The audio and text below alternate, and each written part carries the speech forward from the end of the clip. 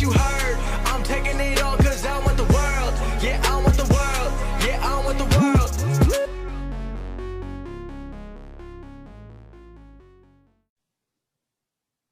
All right, what is going on, everybody? Today on my podcast Unleashed, we have another episode with a good friend of mine that I've been wanting to talk to you for a while now. So I'm excited to have you on. Mark, would you like to introduce yourself? Likewise, man. I'm happy to be here. I'm going to tell you what, man. It's been a long time coming. I've been following your stuff for a super long time. Whenever we get talking on Facebook, I always think to myself, man, I absolutely love where you come from, what you say, how you say it, your perspective. So super happy to be here, man. Thank you for having me on the show. My name is Mark Anthony King. Let's make this interesting. I am a student of life. I'm a philanthropist. I am a crazy artist, and I am a bibinka enthusiast. Filipinos will know what I'm talking about. All right. Is that where you were born from exactly, or where were you born? No. I'm just a lover of the Asian culture, but I'm actually Cuban, Italian by way of Sicily, and African. Oh wow, that's very interesting. Okay. All right, so what's your story, man? Like, I obviously followed you, just like you said, you Yeah. followed me, and you have a very interesting, unique perspective. You state your mind. You Yeah. have a lot of things that you're doing and working towards for, the Mhm. good of humanity in general. So what's your story? What's it like, and how did you get into everything that you're doing now?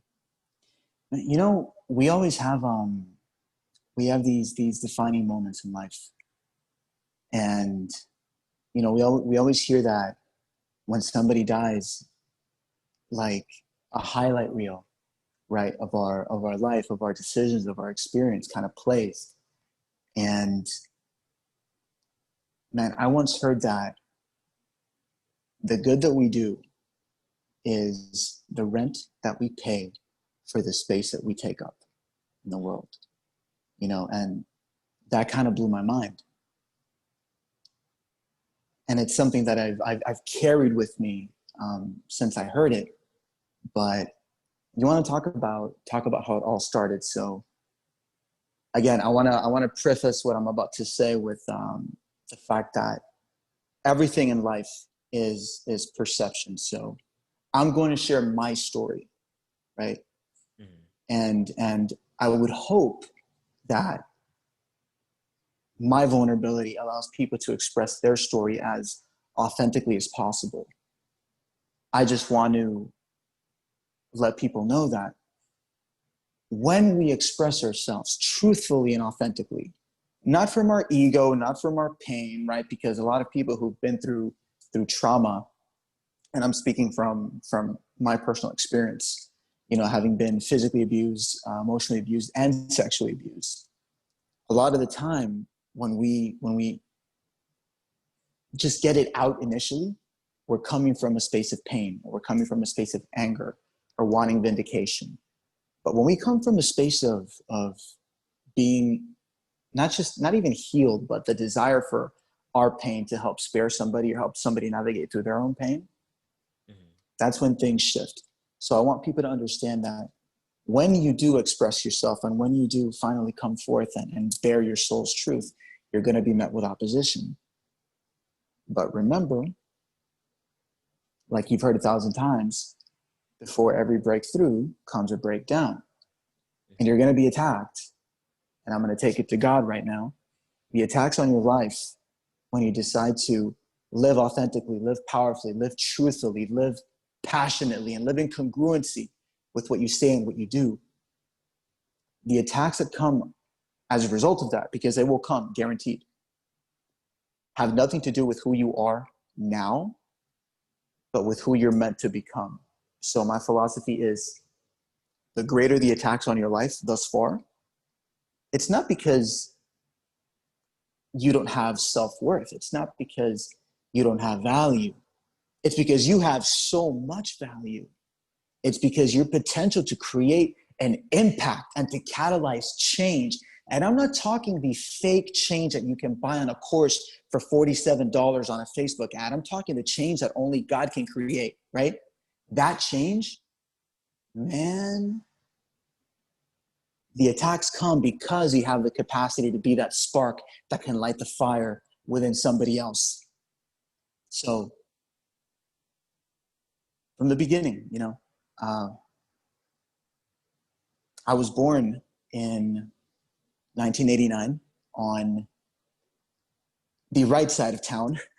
I was born in a very opulent, very, very well-to-do side of town.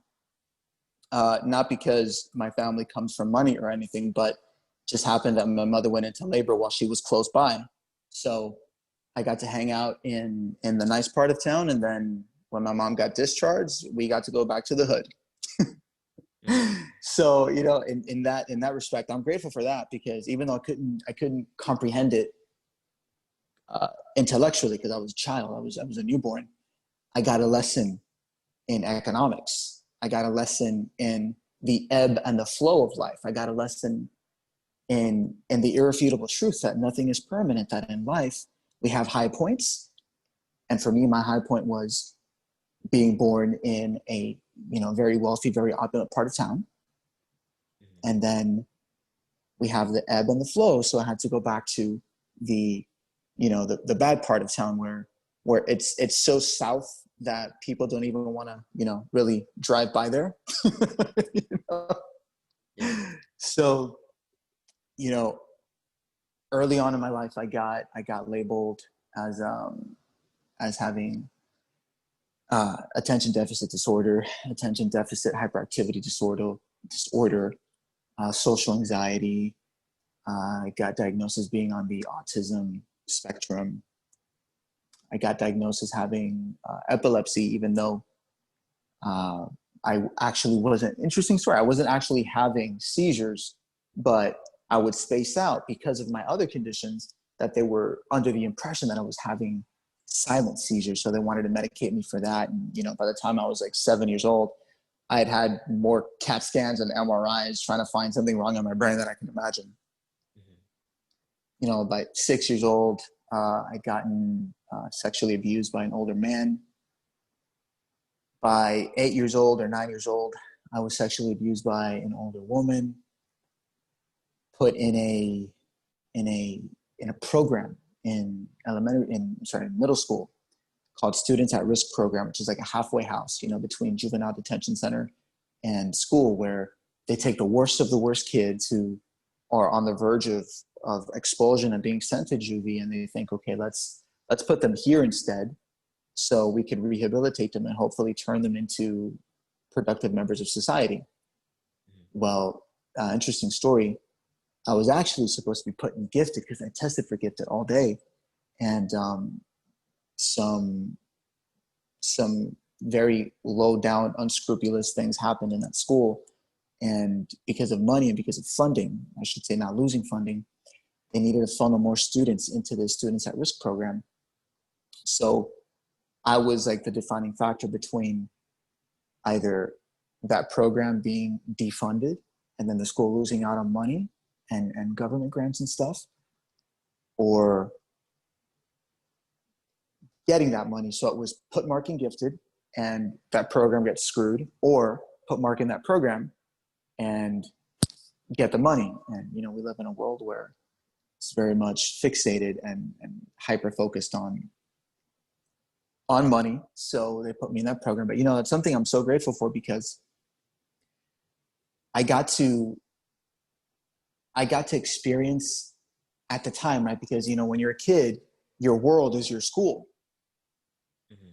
We don't necessarily have a really large perspective or a broad view. So the fact that I got to be placed with the kids that society had deemed the worst of the worst, every child with emotional, behavioral, anger issues were put into this class. The kids that are always in the principal's office constantly were put here. So I got to develop a lot of compassion in that sense, because I got to see what it was like to be on the other side. they had a name. It was SARP, Students at Risk Program. But the kids in school viewed us as kind of social pariahs, so they called it SARP, stood for stupid ass retarded people. And interestingly enough, that wasn't just a joke that went around with the students in the school. That was actually a joke that I heard a lot of teachers make. Derogatory comments that teachers were making toward the students in that program. So at the end of that, I was there for 3 years. I was there for 6th grade, 7th grade, and 8th grade.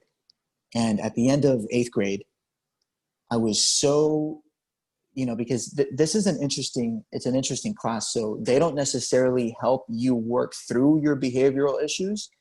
They just kind of sit there and they're just glorified, most of them anyway, glorified babysitters. So there were a few teachers that were brilliant that to this day I love, that I visited for several years, after graduating middle school and high school. One of them is Mr. Jackson, Fred Jackson, math teacher. I absolutely love that man.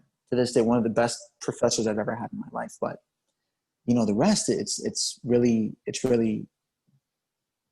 you're dealing with, in essence, special needs kids, but you're not helping them to navigate their issues.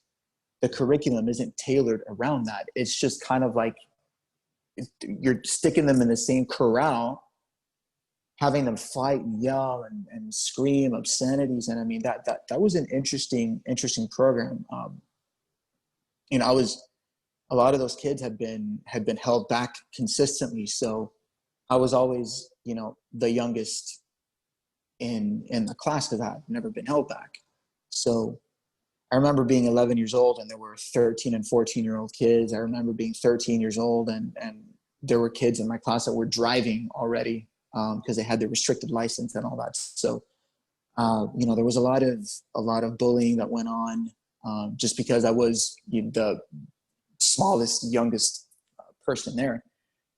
But I just remember, I saw a lot of like sexual harassment going on. I remember the girls in that class were constantly getting their breasts and their butt and even their vaginas groped by these boys that I was in class with. And they would even do things like, show their genitals at each other and all that. So it was an interesting 3 years that I spent there. But by the time that 9th grade rolls around, psychologically with the abuse as a child, and then 3 years in this program where the teachers pretty much tell you that you're never going to amount to anything, that if you could find, not that there's anything wrong with being a janitor, we all need to make money. My grandfather was a janitor for 30 years, so it's something that it's a profession I respect. And it's, if you earn your money honorably and legally,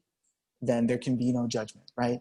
But, so when I say janitor, I'm not making, and it's not a figure of speech. I am quoting what our teachers used to say. They used to say, if we could be janitors, after graduating high school, if we could find ourselves not in prison, they'd consider themselves successful, right?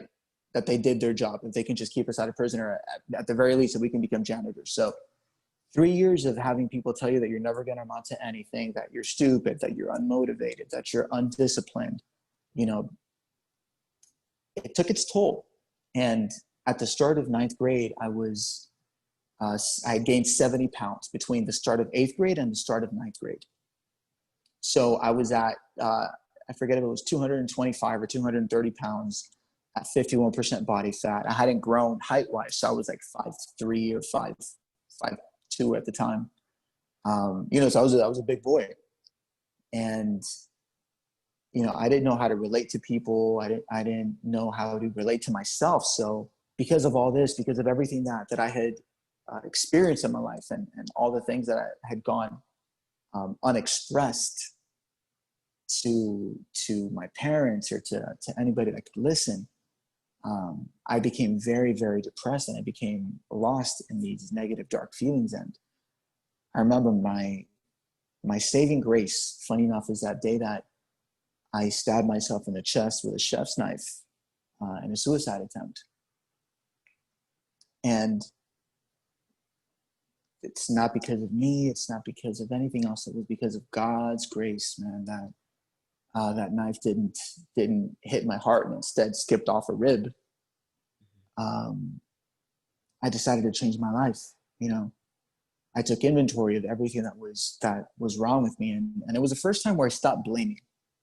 You know, where I stopped being mad at that older man who molested me, or mad at, you know, my uncles who would hit us with weightlifting belts, or my grandfather who would throw us on the floor and kick us, or, you know, that woman who molested me when I was 9, or being put in this program. You know, I stopped taking inventory of all the injustices of life, and I accepted it for what it was. You know, I said, this is what happened. I can't do anything about it. I can't change the past, but I can change who I am from here on out. And I can change how I relate to my world. So I just, you know, as a kid, I mean, I remember being 7 years old. My dad would listen to Les Brown in the car. He'd listen to Jim Rohn, right? Because my dad was in sales, so he'd listen to Jim Rohn in the car. He'd listen to Kevin Trudeau in the car.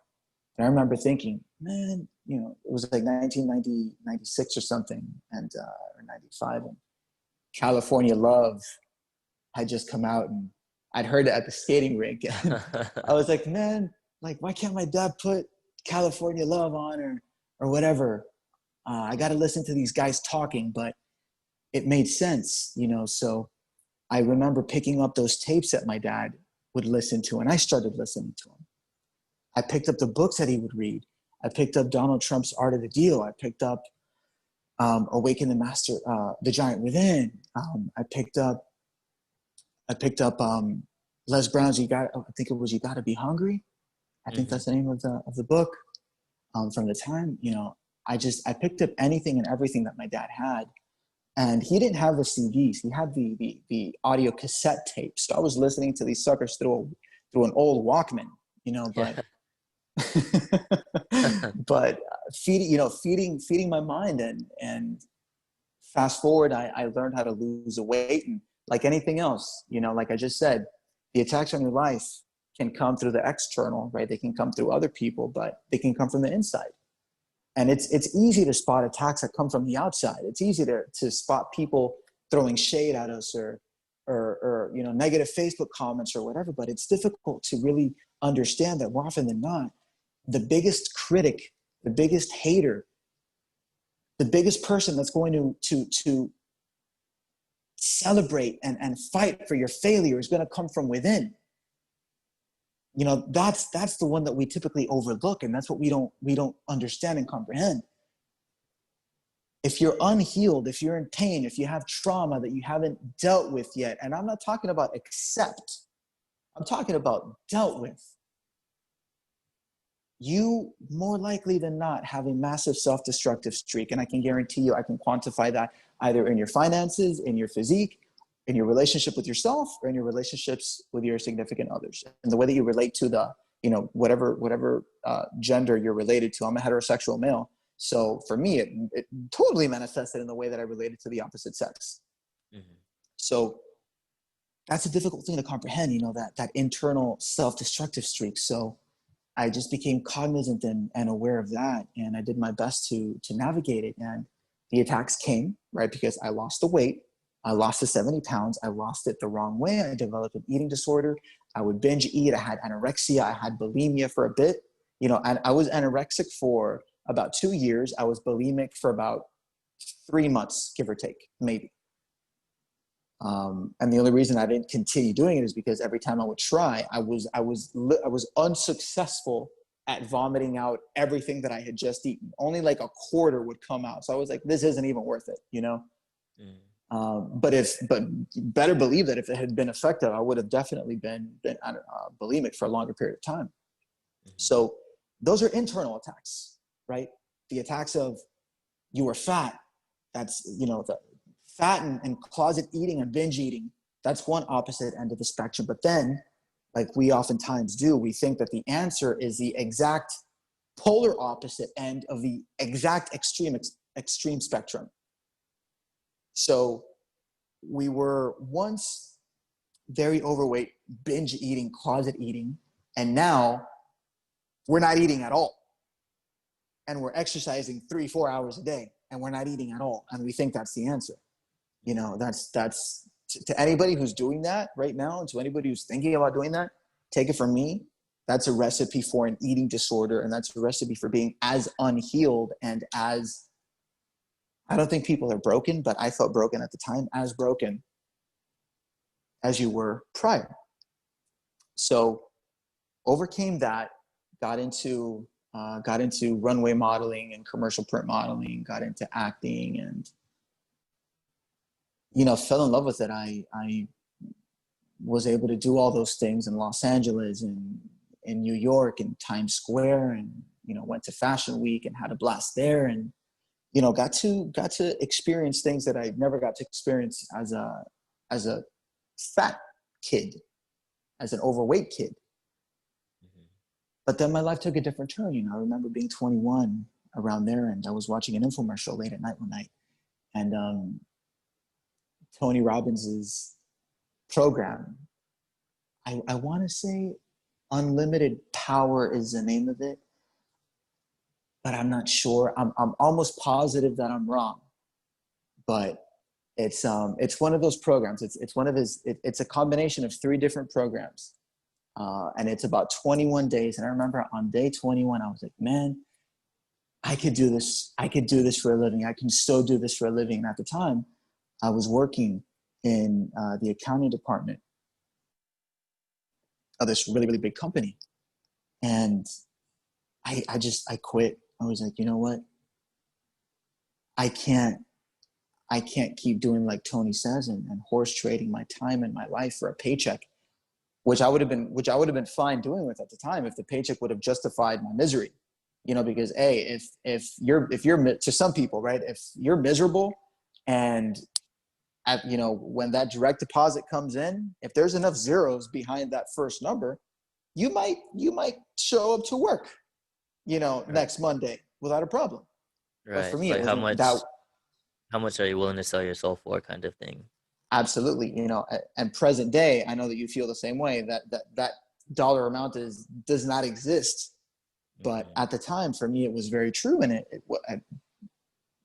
there was no way to justify it. So I quit, threw myself into personal development even more, made money by, you know, because I've been studying nutrition for the longest time. I've been studying nutrition like a madman ever since I attempted suicide. So at about 15, I started reading everything I could get my hands on, every workout, nutrition, men's health, GQ, women's health, anything that had to do with nutrition and fitness. You know, I was gobbling up. Mhm. So I was making money writing diets and stuff for people, and I just started taking courses and certifications in neurolinguistic programming and in So health, holistic health. Yeah. real quick, for anybody that doesn't know what neurolinguistic programming is, can you explain that? It's how to hack your brain for dummies, basically. it's the art in which language, in which physiology directly affects your mind. Mhm. Basically, it's the same way that you can code a computer to do something. Neurolinguistic programming is the method in which you can code your mind to do something. So, you know, that's something that I found fascinating, and I'd heard about it through a program that my dad had by Jim Rohn, but I didn't really pay too much attention to it because at the time, you know, Jim Rohn didn't turn me on. I just listened to it because I liked what he was saying. But you know how like we relate to certain people a little bit better, we connect to certain energies better.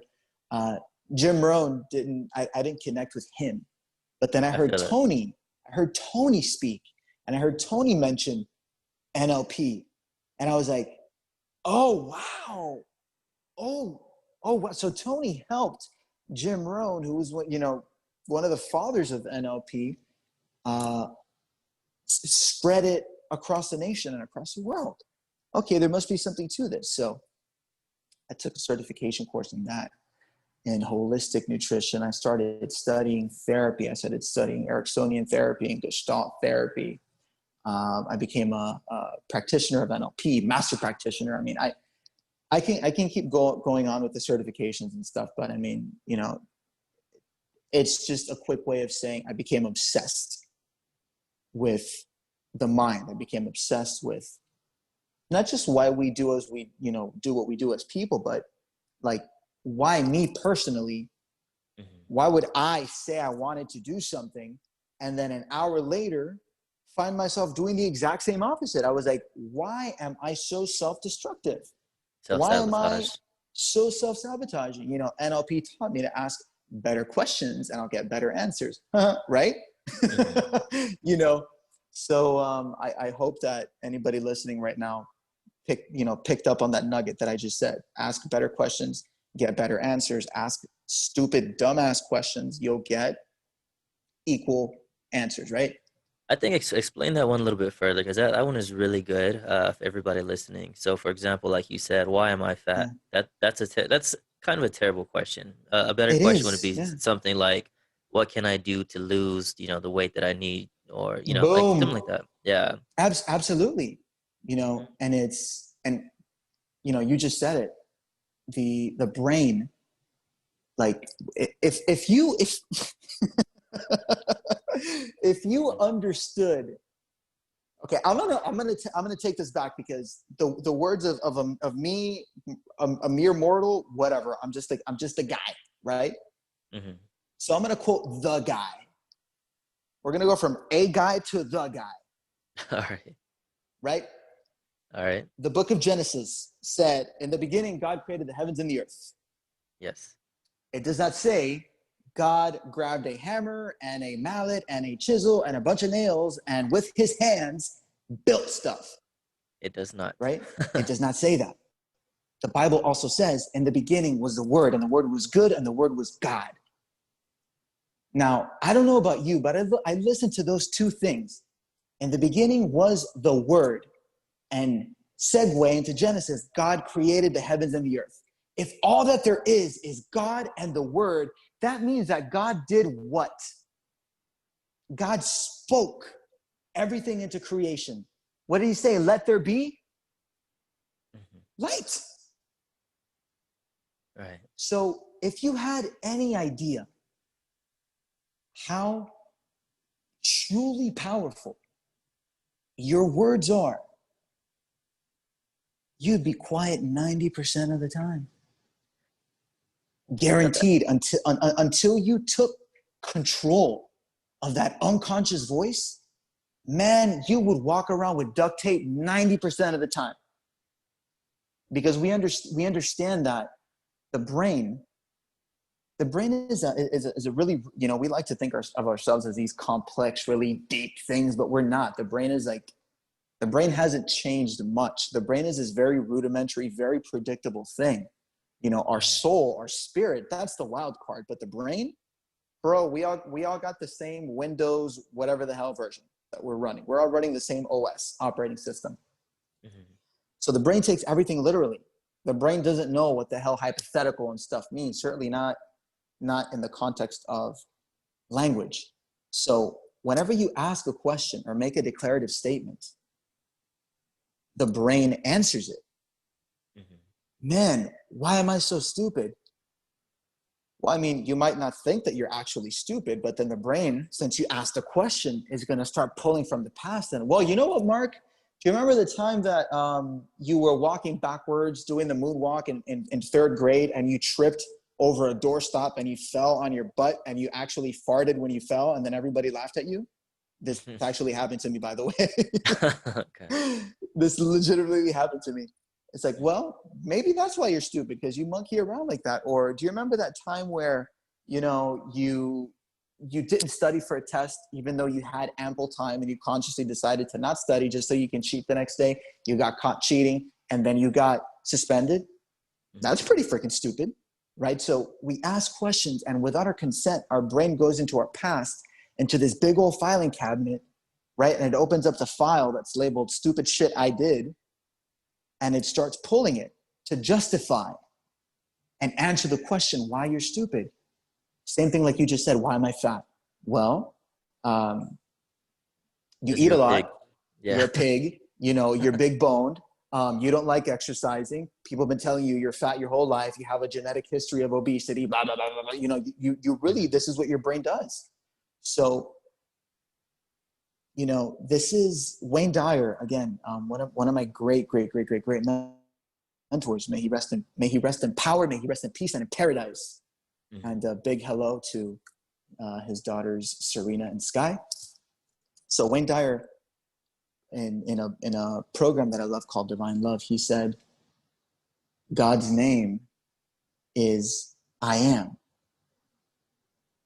And I forget what verse of the Bible this is in, right?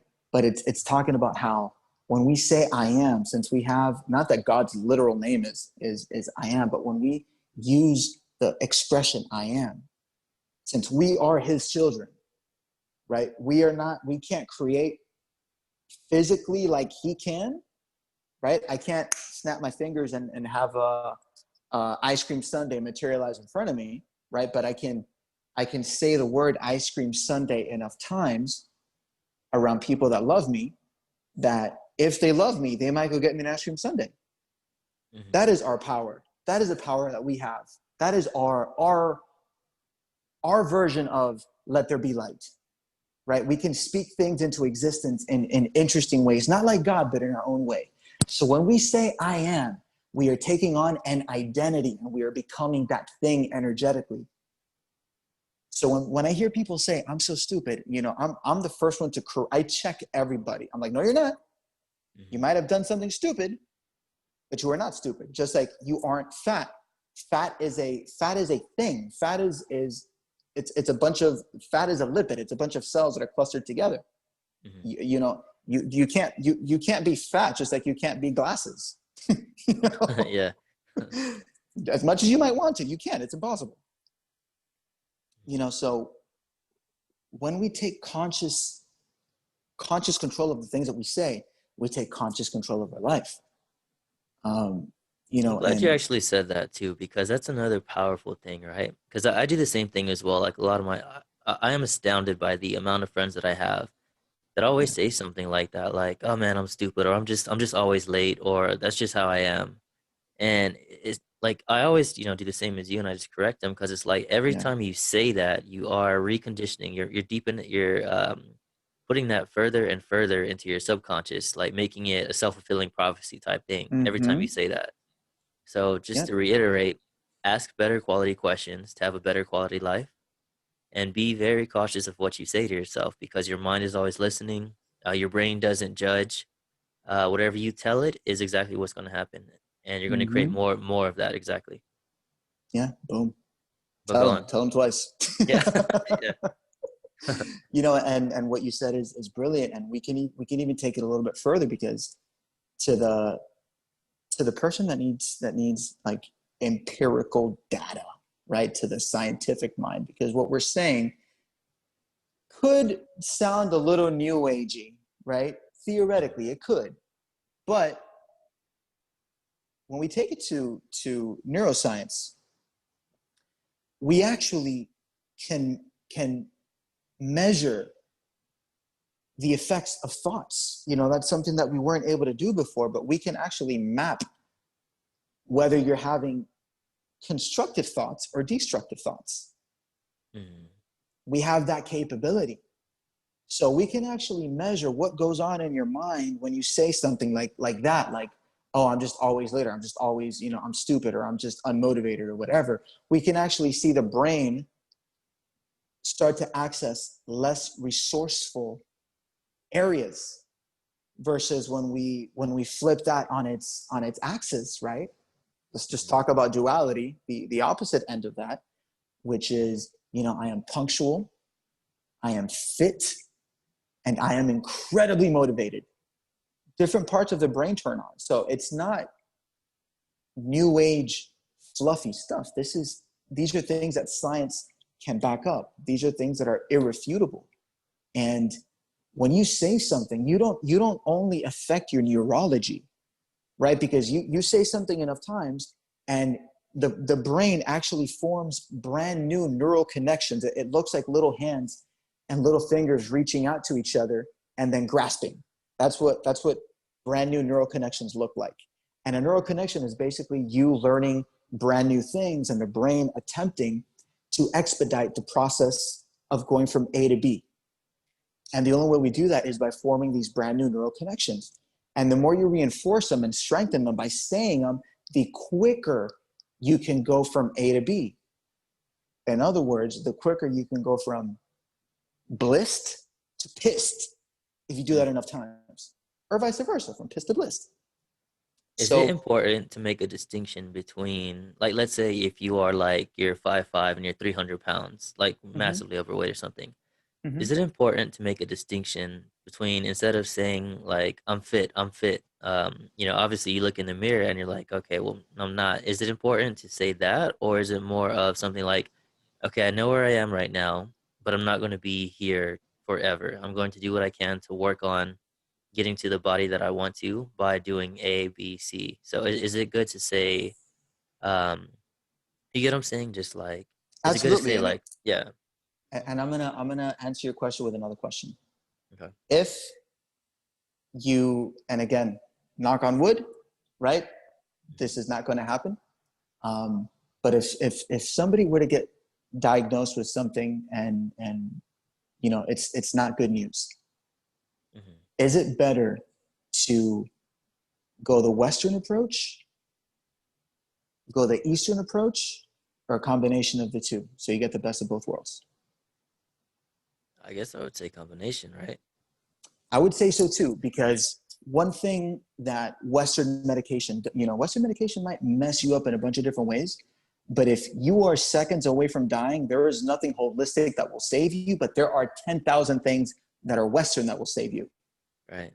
From the brink of death, But once you move past the brink of death and you're stable, then we want to go combine. What you just said is brilliant, because we don't want to delude ourselves. We get nothing. There's no sense of power from lying about your current circumstances. It's like Tony says, don't go into your garden and chant, there's no weeds, there's no weeds. You have to go in and rip them out. Absolutely. So there's something to be said about self-awareness, because, an effective leader isn't bossy, isn't dominant, isn't aggressive. An effective leader has one trait that they all share, and that is they're able to be objective about how things are right now. They don't blow them out of proportion. They don't make them more dramatic and worse than they are. And they don't pretend, like you said, there's no weeds, there's no weeds, there's no weeds. They're like, okay, this is where we are, for better or worse. These are the irrefutable, objective facts. So we need to have self-awareness, because if we don't know exactly where we are, then we have no means of gauging where we're going. You know what I mean? It's like, if you want to figure out where the hell you're going to go, you can't turn your GPS on and start running. Right. You need to stop so the freaking satellites can find you, see where you are, and then show you where the most expeditious route to go from where you are to where you want to be is. Same thing. When we chant, there's no weeds, there's no weeds, we're doing ourselves a disservice. And unfortunately, this is what a lot of these fake gurus and pseudo spirituality, namaste saying, prayer hands holding coaches like to do. And there's nothing worse than feeling good in the moment, or trying to trick yourself into feeling good in the moment when things actually suck. Yeah. Because that's called self-deception. So yeah, we need to be self-aware, one, like you said, but two, just because we're self-aware doesn't mean that we have to stay where we are. Because again, if I'm self-aware and I think, okay, 300 pounds, and I just stay in self-awareness, but I don't try to shift my perspective in terms of how I view myself or the situation, then I just stay stuck in the facts.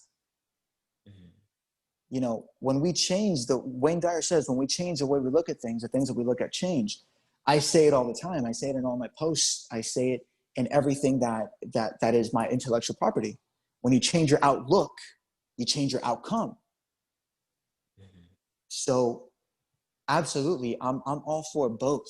I'm for that objective, but very powerful, very courageous degree of self-awareness. And then I'm all for, you know what?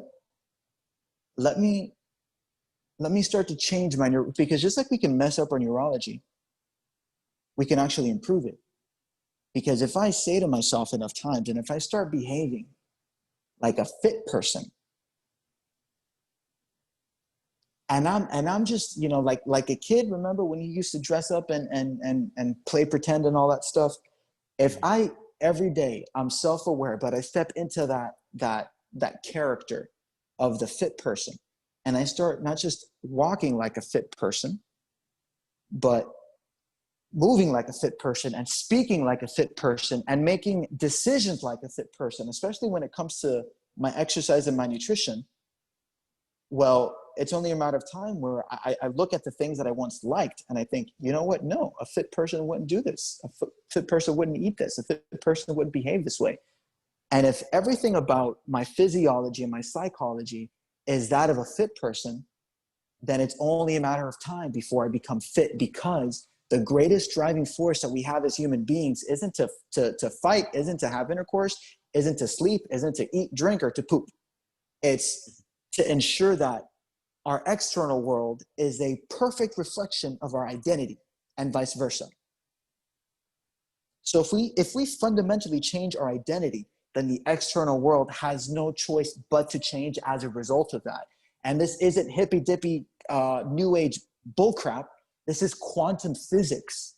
You know, the main principle, one of the most basic principles of quantum physics is, if you look at a thing, just your intention changes the nature of the thing.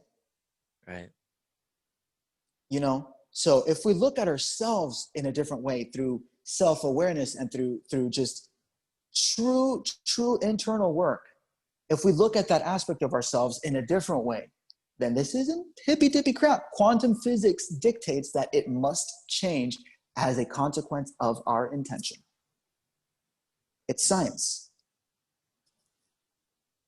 You know, but what is science if not a means of explaining and interpreting and understanding and quantifying the supernatural? That's some powerful stuff you just said, man. Like, mm, just the act of observing something changes it, as you said. Oh yeah, and that's So, that's so you were going to go somewhere with scientific. that, yeah. And that was actually where I was going to go to next. Is I was going to ask, how Yeah, important is it to attach your own identity to yourself instead of letting your subconscious or unconscious patterns rule you? You know, from day to day, you repeat the same things over and over and over. You do the same things typically. You live in the same type of box every day. You know, yeah, how important is it to create that own unique identity for yourself that empowers you instead of you know, just letting life throw at you whatever it wants to throw at you, and you know, whatever people want to say about you, yeah. you know, you internalize it. Maybe your parents, you know, said certain things to you when you're growing up, and you internalized that and affected you when you were Yeah. older. How important is all this, you know, together to Oh changing your man, life? it's the first step, and I'm going to tell you why it's the first step, because man, you know what you just said was brilliant, and it's the everything you just said in terms of solidifying that identity is a defining factor between living at cause or living at effect. Hmm. You know, living at effect is what you just said. All these labels and all these things and all these circumstances and situations and moments of life that happen to you that you might not necessarily look back at with fondness, that affected you in a really deep and very hurtful way. If we stay there, that's what we become. You know, we're seeds, and unfortunately we we're victims till we're about 18 years old, Right. unfortunately, because you know we live at the mercy of the people that take care of us and the people that um, surround us. We live at the mercy of, and I really want people to understand this. And maybe just maybe you can look at your life and you can look at the people that hurt you with a little bit more compassion. Mm-hmm. Until we're 18, we basically live at the mercy of people who more likely than not have more trauma than we do, and more likely than not had less resources at dealing with them than we did. Mm-hmm. As little as we might have had, chances are, right, if every generation gets better, statistically, the generation that came before you had it worse. Right. So that in and of itself, the fact that we're at the mercy of people who are more unhealed and more hurt and more in their trauma than we are, we can look at them a little bit differently and let go of some of the pain that we've been maybe harboring, and some of the resentment and some of the blame that we've been placing. That's a But good that's a good point, because I'm amazed at the amount of people that I see, like the parents, their parents alone is kind of like their parents didn't really work on themselves. They didn't deal with their mm-hmm, insecurities. They didn't deal with their traumas, their past, their issues. A lot of times they pass that down onto their children. mm-hmm, They don't realize exactly everything that they're saying when they're speaking into that kid, because everything that you as a parent speak into your child, you are forming their identity with every word that you say, whether destructive or positive. mm-hmm. And I look around now at, our generation, and I still see so many people, like I know a lot of people, obviously they love their parents, but I don't know many people our age that feel like their parents instilled in them in that confidence, in that intelligence of like knowing what to do, like who they are, what their identity is, what route they need. Just they come out of high school and they're just like, okay, what do I do now? Where do I go? It's kind of like they still try to figure out everything on their own. Mm-hmm. So that's why, like, And when it comes, go ahead, sorry. yeah, no. Keep going. I'm loving what you're saying. um, that's why one of my things is I want to help parents learn how to raise their children. Not raise their children better, but Mm-hmm. more of instill that what they need, what that child needs. Like you said, a seed to water Yeah, that seed for its growth, for its potential. Look for gifts in that yeah. child from an early age. Be like, okay, you're good at this. Let me put you in these programs. You're good at kicking a Mm-hmm. ball. You're good at math. You're good at whatever it is. You're good at reading people. Let me put you in these type of Yeah, programs that can help you. Because I know a lot of times yeah. also a lot of parents, they have their own dreams, their own expectations, and they force that on the child, whether the child really wants that for their life or not. And they expect that child to live up to their parents' expectations, instead of the parent realizing my child is not me. My child is its own person, and I need to Yeah, help raise them up as best as I can, to develop them, to help them grow, to help them be a healthy, successful adult. absolutely. Absolutely. That distinction. And again, I can't speak for, for your parents. I can only speak for my parents. My mother had me when she was 19. My dad was 21 at the time. And the parenting style nowadays is really interesting. And when you look at the way that a lot of children are turning out in terms of their, not just their values, but their insecurities and their behavior and their belief systems, it's parenting at one point took on a different tone. And that tone is, let me figure out what you're bad at, the areas that you lack in, and let me reinforce those gaps of those areas that you're bad at. Instead of, what would happen if you focused the majority of your efforts on cultivating and nurturing talents versus filling, you know, gaps that you perceive are present there. I think that kids would be much different, because inherently you grow up focusing on your flaws, and that's something that carries with you. Any person who calls themselves a perfectionist is because they grew up with parents that focused on their flaws Yep. and tried to cultivate them instead of maximizing you got two options. You can put the majority of your focus on fixing your flaws, or your perceived flaws, right? Because those are perceptions at the end of the day, or Mm-hmm. maximizing your gifts and talents. I mean, what would make the world better? You Yeah, your tell me. talents. Mm-hmm. Absolutely, your talents and your gifts. But back to what you were saying. That's incredibly important. And, you know, like I said, that we live at the mercy of these people who are also unhealed. And throughout the course of our lives, they're saying two things to us. They're saying two things to us before we have a solidified, really defined identity. And they're saying, you are. They say that a lot to us growing up. You are. Or why do you have to be so? Mm-hmm. And basically, they're using their God-given power, their own I am, but to us. So when you tell a kid, you are, in their head, they're hearing I am. So they're making that declarative, biblical, powerful statement. Mm-hmm.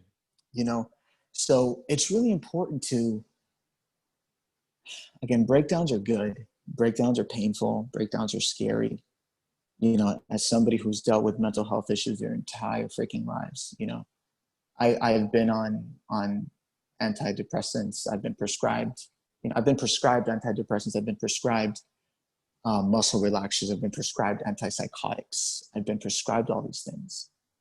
And, you know, all of that, a large part of it is that whole identity thing. And breakdowns are scary. Like I said, they're painful because in essence, we're coming to the realization that the way that we perceived life to be, the way that we perceived others to be, and the way that we perceived ourselves is wrong. You know, there's a great story called The Death of Ivan Illich, written by Leo Tolstoy.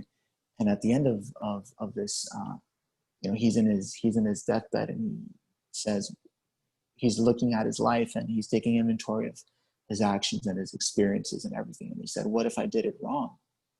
What if I did it all wrong? And that's a breakdown. You're looking at everything that was your life and everything that was your identity and your experience and thinking, what if I did it wrong? And it all comes crashing down. But, you know, we can only work with what we've got. And if you're a standing solid structure, I can't work with that. We can't move that. We can't change that. If you want to build a different structure, AKA change yourself, change your life, heal yourself, right? Because you've built a shelter, you've built a structure around this pain, keeping it trapped inside. The only way to change that is to break it down and with the rubble, rebuild. That's all we can do. You know, so breakdowns are good. And when we become 18 years old, we need to have a breakdown. We need to break down everything we were told, everything we were taught, our identity, things that we thought were important, and anywhere we placed value that wasn't justified and wasn't due. The good stuff and the bad stuff. Mm-hmm. Because that's a moment where we can say, okay, I've been living at, and this isn't a negative thing. This is everybody. Up until you're 18, for the most part, you know, unless you're special and an outlier, and unless you have just this, you were born with this really strong sense of self and of purpose, you've been living at cause. I'm sorry, you've been living at the effect of life. You've been living at the effect of people's unresolved issues and people's projections and people's perceptions and people's preferences and all this stuff. Mm-hmm. But now you're an adult, and now you have the choice to say, okay, I can take everything with me and I can continue living this way, or I can break everything down so I can live at cause. So it's very important to have that sense of self, to have that sense of identity, and to have that firmly rooted, you know, and to do your best to live in integrity and to live in congruency, because this is, again, from personal experience, the biggest pain that I've ever experienced in my life is when I've defined myself as a very upright, as an honorable, as a just, as a righteous Christian man. Mm-hmm. And I have violated all those things.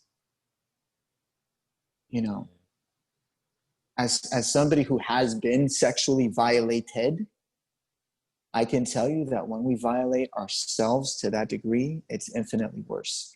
It's infinitely more painful.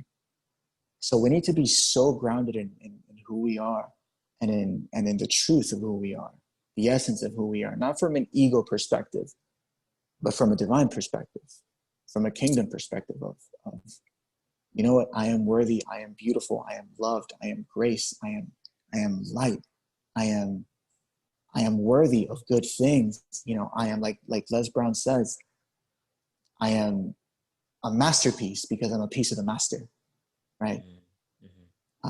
But that's the first step, because at the end of the day, we come to understand as we get older. You know, I'm 31 now, and I don't pretend like I have anything figured out. You know, because it's just I'm living my own life, and I'm making, you know, blessed to be doing what I'm doing, blessed to be coaching people and helping people navigate their experience and their existence. But you know, I'm not a consultant. I don't, unless God says it to me, I pull it out from you. You know, you have all the resources that you need trapped within your DNA. I just help bring that out. So you know, we're all trying to navigate our own lives, and we're all doing our best to be the best that we can be, and to do it as consistently as possible. But as somebody who turned 31 recently, I came to the understanding that, you know, there's a book called A Course in Miracles, and the things contained in there are brilliant, because what I call the A's of life, the things that we acquire, attain, achieve, and accrue, the 4 A's. A Course in Miracles calls it the trivial aspects of life, the degrees and the house and the jewelry and the cars and the accolades and the certifications and the vacations and the plaques and the trophies and all this stuff. It's all ego. It's all vanity. And once we move past that, once we firmly establish who we are, you know, and we build upon that, the next step beyond that is, wow, we solidify our relationship with the Almighty, you know. And I'm a big believer in the fact that God's plan for our lives is infinitely greater than anything we could ever plan for ourselves. And the ways in which God sees us, as healthy as our self-esteem might be, God sees us in a way that we would never be able to see ourselves. And he loves us in a way that we will never be able to love ourselves. So if we can for a moment contemplate that truly, and not just understand it intellectually, but I get emotional talking about this, you know, feel it in your heart, just how loved and how special and how unique and how beautiful you are, and just how powerful you are. Your potential to be a source of brilliance in the world. You realize that this identity that you had been creating wasn't the answer, because it's what led you to this moment, to the truth of this moment. And that is that you are so much more than all that trivial stuff. That's that next step. So is it important, to answer your question? Absolutely. It's not only important, but it's crucial, it's necessary. But at the end of the day, it's not the destination. It's a stepping stone. And when we get tripped up is when we think the identity is the destination. Because then we will never be greater than how we are and who we are right now. Great stuff right there, man. That alone is amazing. Everything that you just said. Oh, thank you, man. I appreciate it, brother. I did want to ask. Yeah. So with everything that we've talked about so far, at Mhm. what point did you consciously make that decision to say, "Hey, my life isn't the way that I wanted it to go so far, but I know there has to be something better to this than the life that I'm living now." Because Yeah. I know a lot of people, including myself, I had to deal with this as well. Um, Life just wasn't.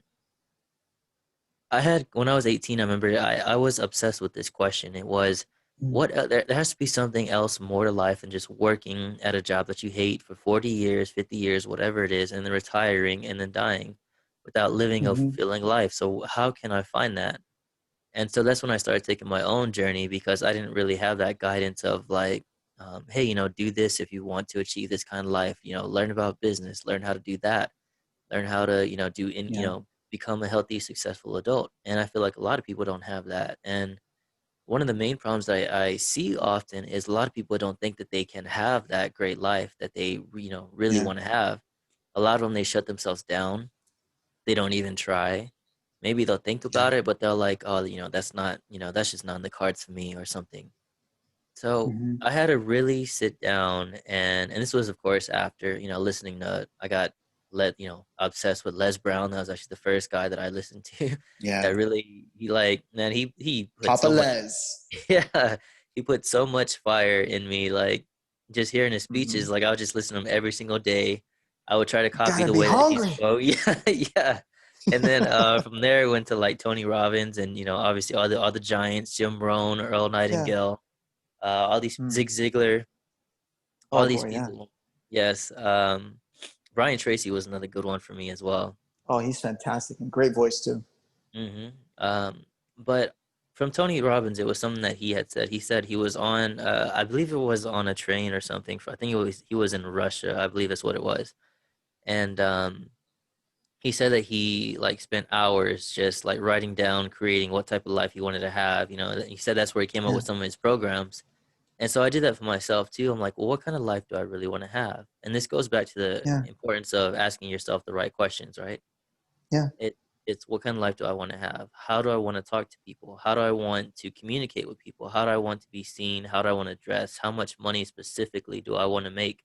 Just Yeah. everything about, your ideal perfect life. Not that it's not going to Mm-hmm. change, in 2 years, 5 years, whatever it is, we want to go back and readjust that. Mm-hmm. But that's what I did, and just taking small steps to get there, it helps Yeah. me out a ton in life. So is that something you did as well, or at what point where you're like, okay, I've had enough of this life. I want something better for myself. Let me get to working on this. Yeah, absolutely. That's a brilliant question. And I just want to say to anybody listening right now, I really hope that you took notes while he was just speaking, because that's so important to do. Because we can't change, fix, or alter something that we don't measure.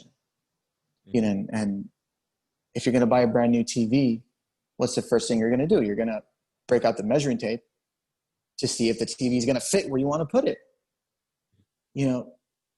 Or a new kitchen appliance. And we do that. We do that with material things, but we don't do that with our lives. Mhm. And it almost doesn't make sense, but we're not taught to. So for me, the biggest turning point in my life, when I was like, you know what, nothing is working for you.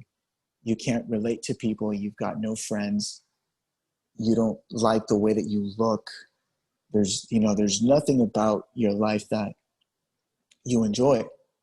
Was I asked myself that after I attempted suicide. I didn't attempt suicide because life was great. I attempted suicide because I was trying to escape everything that I was dealing with. Mhm. So that's the first time that I asked myself that question, and that's the first time that I actually took steps in terms of changing it, by listening to all these great people that you just listed: Kevin Trudeau, Les Brown, Earl Nightingale, Brian Tracy, Jim Rohn, Les Brown, Tony Robbins, and Zig Ziglar. And I would study people. I remember I would study, like, I always loved James Bond. Mhm. I would study James Bond because he just seemed so confident and so self-assured in all situations. So I was like, okay, let me adopt character traits of this person and of this person and of that person, and I actually cultivated my personality. Because I mean, when you're, one of the things that happens when you're on an autism spectrum is that you're the way that you relate to people is kind of weird. It's kind of it's not common, the way in which you relate to people. And you can come across as distant, as antisocial, as all these things. So I thought, I'm going to do my best to, just by sheer willpower alone, rise above the diagnosis, right? Because, like Les Brown says, doctors determine the diagnosis, but God determines the prognosis. So I was like, you know Mhm. what? I'm putting this is me and God. This isn't me and the quote experts at diagnosis. So that was the first time. More recently, though, the last time I did that was when I took that 4-month long sabbatical from social media, very recently, you know, where the direction of my life changed. And that's when I got all these amazing opportunities, you know, to write for these international magazines and to be a part of this incredible organization. That's when I became a best-selling author. That's when all this, you know, stuff happened. But it was preceded by a breakdown, and that breakdown was, you know, you've been living out of alignment in these specific ways. And, you know, as great as life might have been, there are things that you need to fix. There are things that you need to heal. And if you take an honest look at yourself, it's going to happen. Unfortunately, I didn't need to take an honest look at myself. Somebody who I love to the moon, beyond the stars, around the solar system and back, is actually the one that called me and basically said, Mark, you know, I love you. And yeah, your life is great. Yeah, you're doing this. Yeah, you're doing that. But you're out of alignment in these specific areas, you know. And if it had been me a couple of years ago, the ego would have come out.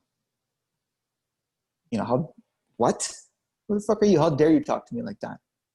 Right? That kind of egotistical, negative, standoffish response. But if we're at a point in our lives and we can be objective with ourselves, and we can say, you know what, I'm willing to look at my life, and I'm willing to look at my flaws and my shortcomings. And not only that, but I'm willing to face all the things that I try to hide from people. Because as woke as you might be, as woke as he or she might be, and when I say he and she, I'm talking about all those gurus that are out there. Mm-hmm. There are things that they're hiding. There are ways in which they are not living in alignment. There are ways in which they're not in congruency with their message that they say on stage and the way that they live in their personal life. You know, but if I'm willing to face that and the pain and the fear that's going to come out of it, you know, I have a unique opportunity to change. And remember what I said, the attacks on your life have nothing to do with who you are right now, but for who God is intending on you to become. All of that pain is for a purpose, and the purpose is your purpose. I'm going to say that again. All your pain is for a purpose, and the purpose is discovering your purpose. So, you know, it's critical to just have the courage. You know, we live in a society where things like the hustle is glorified, but there's no courage in hustle. There doesn't even have to be self-awareness in hustle. There's just action in hustle. But at the end of the day, you know, can you be wealthy and be miserable? Can you be fit and be miserable? Yep. Can you attain everything? Can you have more money in the bank than you can count? Can you have more women in your DMs and than you can please and you know, all this stuff, and still be miserable? Yeah, of course you can. That's why celebrities commit suicide at such an alarming rate. Divorces. You know, divorces. Mm-hmm. All these things, you know, one of my biggest things that I do every day, right before I make a decision, whether it be big or small, you know, and that decision might be calling somebody. That decision might be reaching out to somebody for a business opportunity. That decision might be agreeing to write a chapter in a book, in a collaborative project, you know. Mm-hmm. I always ask myself, am I making this decision from a healed space or from a hurt space? And I need to be brutally honest, you know, because when the single guy who's trying to get his life changed and is trying to, you know, maybe get a brand new job or just try to make his life better, mm-hmm. who's got a weakness for the wrong kinds of women, who he stayed away from for a couple weeks, but now it's Saturday night and he's got no plans and he's lonely. He decides to pick up his phone to make a call. Man, stop and ask yourself, am I making this decision from a healed space or from a hurt space? Mm. And if you have to question it, if you can't answer it right away, then you know your answer. Yep. Put the phone down. You know, am I going to go into business with this person because I'm coming from a healed space or a hurt space? Is it truly in alignment with your plans and with God's plan, or are you just being a clout chaser? Mm-hmm. If there's a conflict, it's because you know that you're full of crap. I'm glad you actually brought up the fake entrepreneur, fake guru, fake influencer, all that type of people, because I think that's really a big problem today. Because there's something. Are you familiar with TD Jakes? Mm-hmm. Okay. There's something he says. He says, if you're perfect, you don't inspire me. You intimidate me. How can I learn from someone who I can't relate to? So a lot of these influencers and gurus, they do want to paint like this amazing picture. Like I'm always working. I'm always, successful. All I do is just think about, whatever it is and all this stuff. But really, they really are just kind of trying to profit off of your insecurity, like lose weight in this amount of time or gain this much money, in this amount of time. If you follow me, it's basically saying, if you follow me, I'll give you what you want. But then, I just, a lot of people, I feel like they don't take the time to really look inside themselves because they know something's missing, but maybe they don't know what. So they think, maybe if I lose that, that weight, maybe if I gain, a massive ton of money, maybe if I can date that girl, maybe if whatever. But these are all external topics, external situations. It has nothing to do with the internal. And really, that's where all the hard work is. It's all the internal. I mean, it's out there, it's easy. And here's where it's difficult. Oh yeah. Because out there you can wear a mask for the world. Nowadays, people say, oh, we all got to wear masks. And I'm like, I'm pretty sure y'all have been wearing masks for years. This is the second mask that you're wearing.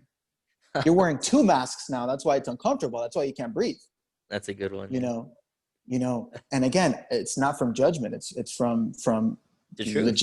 The truth. It's from personal experience, from what I've done. It's from what I've done. It's how I've messed up in my life. And, that's why I ask myself that question.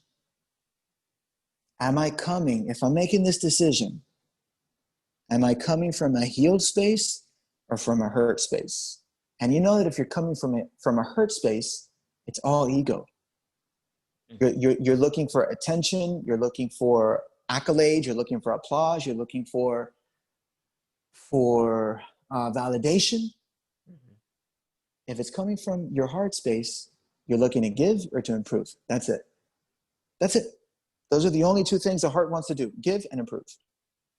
Why do people wear these masks, do you think? Obviously, some of it is part of some self-defense mechanism. Some of it is from their past, like they've been hurt before. Like I see this especially in relationships.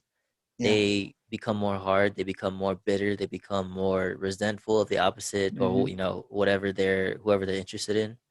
And they hold on to that and they overcompensate till they become like a lot more, quote unquote tough and like no one's going to hurt me again. And if you mess with me, like you're out of my life, that's it. And it's like, not just that, but the mask of trying to act more happy than what we really are, trying to act more, that we're more successful than what we really are, trying to act like we have more friends or more riches or whatever it is than what we really are. Why do people keep doing this? And I'll say one thing before I get your answer. You can tell when someone's doing this because they get really defensive when you bring it up. And it's in that defensive when they're being like that. It's if you feel like you're getting defensive about something, a good thing instead of attacking someone for for that what they're saying is going internal and asking yourself, well, what is wrong with me right now? What is going on inside that I feel like I have to be defensive with you? What am I trying to hide? What pain am I trying to conceal from everybody? Yeah. Yeah, absolutely. You know, there's a great book called The Untethered Soul, and Great, yeah, great book. it's incredible. Yeah, I think it's in chapter somewhere chapter. It's before chapter 5. I want to say it's like chapter 3 or 4, Hmm. where one of the questions that they ask is, "What part of me is this situation disturbing? You know, what part of what aspect of me is being disturbed by this?" Yes. And that's a brilliant question, because A, you're not identifying as being that. It's just an aspect, you know, but you're absolutely right. If you, man, I don't care what happens. If I tell you that you're a squirrel, you're not going to get defensive about it Hmm. and try to convince me that you're not, you know, because you're a human being. You're not a squirrel. So it doesn't matter what I think. You, you might not talk to me because, I mean, you're smart enough to not get into arguments with crazy people, but Yeah. you know, you're not going to become defensive, and all of that you just said. I can't speak for everybody, right? And I, even if I could, I wouldn't want to. I'd rather let other people speak for themselves, and I'd rather speak from my own personal experience as somebody, because we've all done that. We've all pretended, you know. And I can tell you that when I've put on that wall, when I've put up that front, it's all been about one thing. And it's been about, there is a hurt little boy residing deep inside, and this has been my way of trying to put a band-aid on that hurt. Hmm. You know, when we need to pretend that things are different than they actually are, you know, because this goes beyond self-deception. I'm not just trying to convince myself and lie to myself. I'm trying to lie to you also. Right. And, you know, you're a friend of mine. You're also somebody that I respect. So in my head, I could almost justify lying to you, because I would want you to look at me in a good light. I can almost justify that. Hmm. But it's gone beyond that. I need to impress people that don't know me, that I don't know. Why? So then we start thinking, we're living inauthentic lives, lying, cheating, manipulating the truth so that we can be perceived a certain way by people who aren't going to add anything financial, emotional, physical, sexual, spiritual, or energetic to our lives. Hmm. That is coming from a deeply unhealed place. That is coming from unresolved pain, unresolved trauma, and that is coming from slightly narcissistic traits. You know, you want to talk about self-awareness. A big part of self-awareness is knowing what your strengths are, but also knowing what your shortcomings are. Yep. You know, you want to understand why, if you're a man or a woman, and you want to understand why you keep getting called selfish, and you keep getting called all these things. Go online and Google narcissistic personality index test and take that test. You know, you might just find out that you're a narcissist. But knowledge is power, because if you find out that, hey, wow, I have these tendencies, I can become aware of them and I can change things, right? Hmm. So when we need to put up the front and the facade, that's just coming from an unhealed place, because we're not happy in our lives. And maybe, just maybe, if other people think that we're doing good, just for the moment, because we're chasing that hit of dopamine, things don't seem so bad. Just You for the know, moment. is it, because here's something I think about. Social media Yeah, has done, I feel like, has done a lot to help people, but it's also done a lot to harm people. Because absolutely. I've noticed a lot of my generation, they do seem more actually antisocial now. Like I've heard the word anxiety thrown around so many times in this generation from so many of my friends that I know, or people, or whatever it is. So that's one Mm-hmm. thing. And just the depth of relationship from the previous generation to ours, it's like it has gone down massively from Yeah. like we used to know a lot more. We used to have more tighter friendships. Now it's kind of like we kind of spread that friendship out amongst 500 of our Facebook friends or whatever it is. Like that is so thin that Yeah. we don't really get to know anybody anymore. Yeah. And obviously on top of that, people, want to portray themselves on social media in the best possible light. So are we really creating a culture to where we can that actually inspires more personal growth? Or because honestly I feel like it's more fixated just on money and just materialism and all things of that nature. So it's like I look around and it doesn't take me long to see why. Look at the things that we glorify now. The Yeah. celebrities that we glorify, the heroes that we glorify. There was a good quote, I forgot who was by. It says, "You'll know a country by the people that it glorifies, by the heroes that it Yeah. glorifies." And so I see that now, and I'm just like, well, no wonder everybody is the way that they are because of this exact reason. Look at who we look up to. Yeah. So, You know, I largely I'd agree, but I live by a motto, and I'll share it. And that is, just because it might be that way doesn't mean I have to be that way. right. You know, at the end of the day, we have a choice. We have a choice what God we're going to serve. And I'm not even being biblical right now. Mhm. I'm talking about money, because I'm not talking about God Almighty. I'm talking about the term God, right? God is something that you worship. Money is a God, for sure. And people worship it. People kill each other for it. People Yep. sell their souls for it. Sex is a God. Drugs are a God.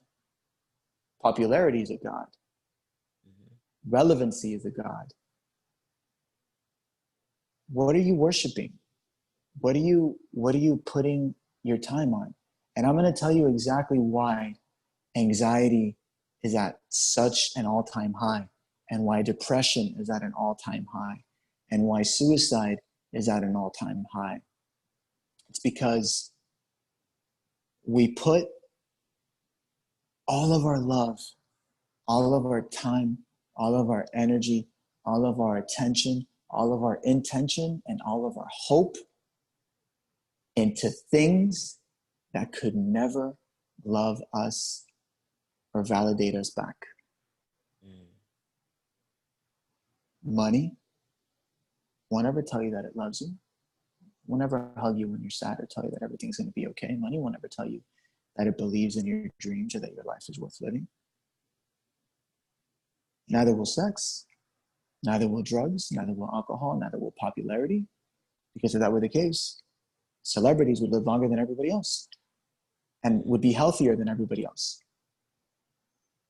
So it's the fact that slowly we're putting all of we're wasting our divinity and our uniqueness, our gifts and our talents on things that could not be more inconsequential, and on people that won't ever recognize us in the way that we want to be recognized or deserve to be recognized. Do you think also And some all of that that? comes from pain. Mhm. Do you think also some of that is resiliency? It's we do have it a lot better than our generation before us. We get things a lot faster than the generation before us. At the touch of a button. That we don't like. There's like the quote is the a smooth what is it? A smooth sea never made for a skilled sailor or something like that. You know what I'm talking Sailor. about? Yeah, Yes. most definitely. So I feel like we don't really put ourselves in those challenges that help strengthen us, to strengthen our mind, to build up resiliency. That Mm-hmm. when something even like a small problem comes, we start crumbling as in our generation, especially because I know some people now, they have problems talking to people on the phone because they start feeling anxiety or, thinking about going to Oh work. yeah, yeah. Yeah, and it's crazy seeing it to this extent now because I've never seen that before up until, just even a few years ago. I think with the explosion, Mhm. especially of social media. But yeah. Yeah. Mm. It's we do live in a very convenient world, like you said, and we do have access to so many things. And at the same time, it's like you said, a calm sea doesn't make for a strong sailor. Mhm. We say things like, God, give me patience and give it to me now. Yeah. You know, we Mhm. say, Lord, give me strength, but protect me from anything bad ever happening in my life. You know, we say things like this, and ultimately it doesn't make for a strong individual. Mhm. It doesn't make for a strong individual. It doesn't make for a resilient individual, because faith that goes untested shrinks.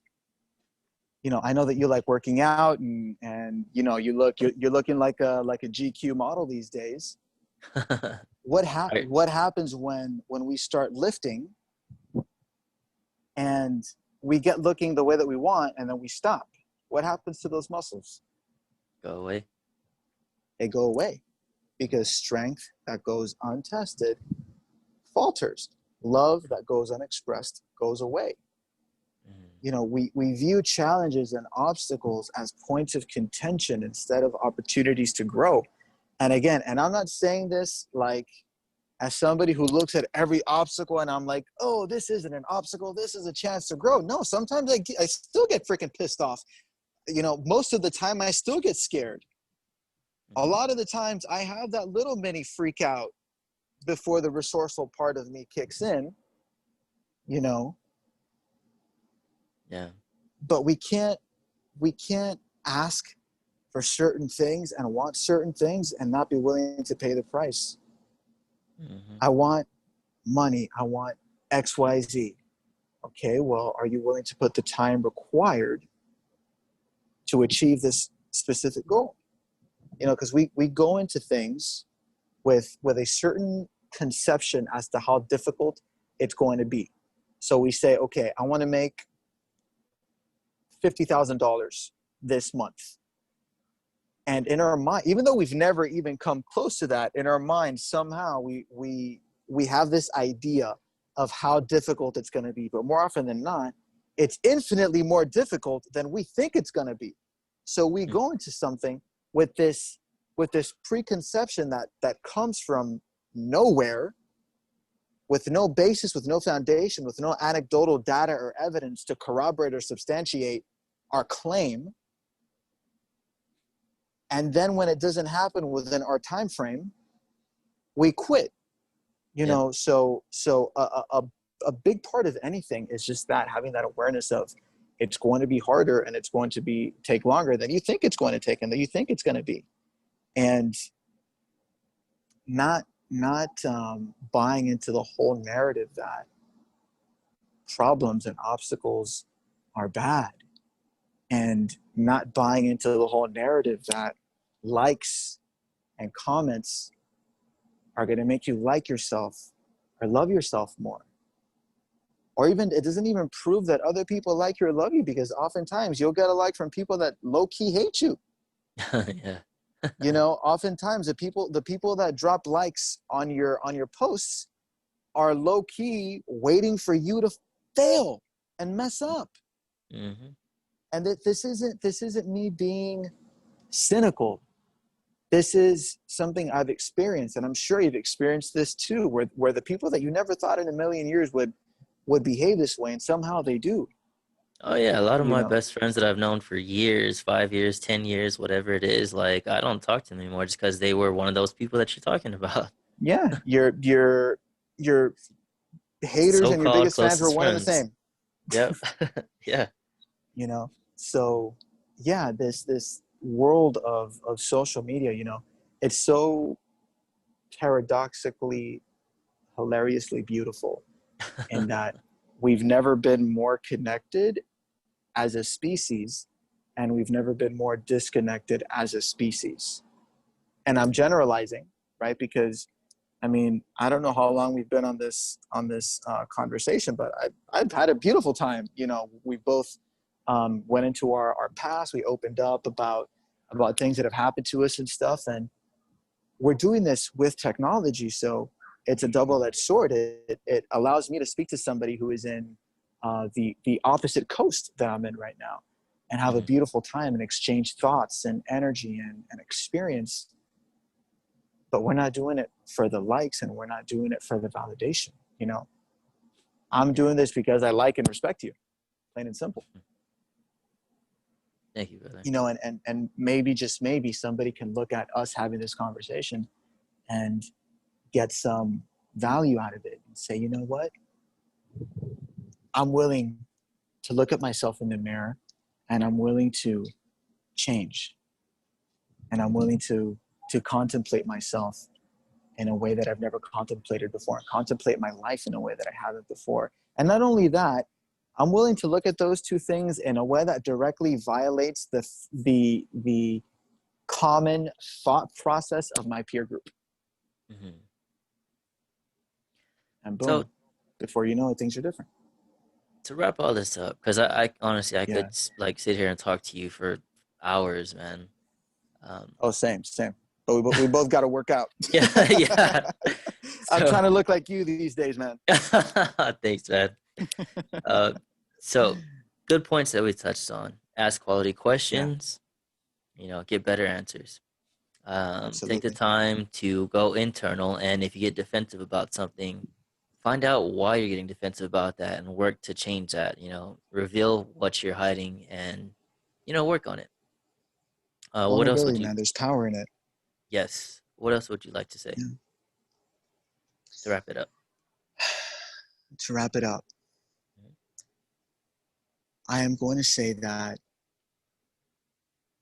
wherever you might be right now in your life and on your journey, however difficult things might be, know that it's okay. I'm going to quote Wayne Dyer, who was quoting Saint Germain, who said, "If you knew who walked beside you on this path that you have chosen, you could never experience things like fear." Mm. And if you really want to change your life, you can forget everything I've said, but just remember this one thing: spend more time on your knees and less time on your phone. Meaning, spend more time praying and less time doing trivial, pointless stuff. Perfect, That's my man. story, and I'm sticking to it. All right, where can people find you? Because I believe you have 3 books you set out, correct? Yes, 3 books. My fourth one will be coming out in a month. You can Mhm. find me on Instagram, Mark Anthony King, on Facebook, and on lifemasterystrategist.com. Perfect. Mark, it has been a pleasure. Likewise, brother. Thank you for coming on, and Thank you for having me. Mhm. And to everybody else listening, take care, everybody. Hope you enjoyed this episode. Bye. Bye, guys. God bless.